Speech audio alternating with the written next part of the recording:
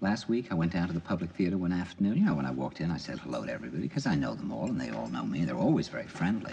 You know that 7 or 8 people told me how wonderful I looked? And then one person, a woman who runs the casting office, said, gee, you look horrible. Is something wrong?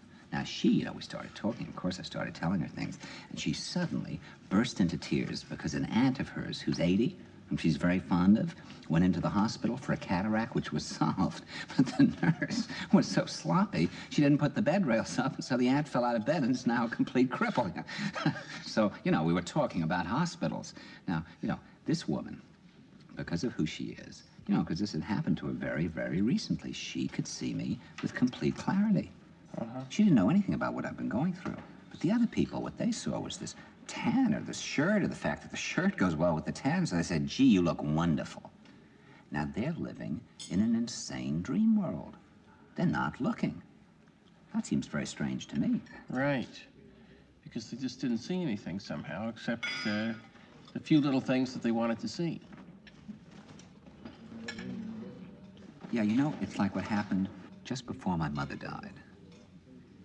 We'd gone to the hospital to see my mother, and I went in to see her. And I saw this woman who looked as bad as any survivor of Auschwitz or Dachau. And I was out in the hall, sort of comforting my father, when a doctor, who was a specialist in a problem that she had with her arm, went into her room and came out just beaming. And he said, boy, don't we have a lot of reason to feel great. Isn't it wonderful how she's coming along? Now, all he saw was the arm.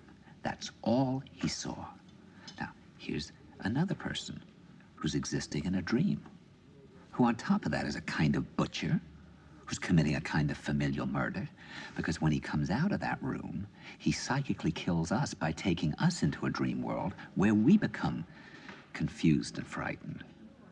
Because the moment before, we saw somebody who already looked dead, and now here comes a specialist who tells us they're in wonderful shape. They were literally driving my father crazy. Here's an 82-year-old man who's very emotional. And, if you go in one moment and you see the person's dying and you don't want them to die, and then a doctor comes out 5 minutes later and tells you they're in wonderful shape, you can go crazy. Yeah, I know what you mean. The doctor didn't see my mother. People at the public theater didn't see me. We're just walking around in some kind of fog. I think we're all in a trance.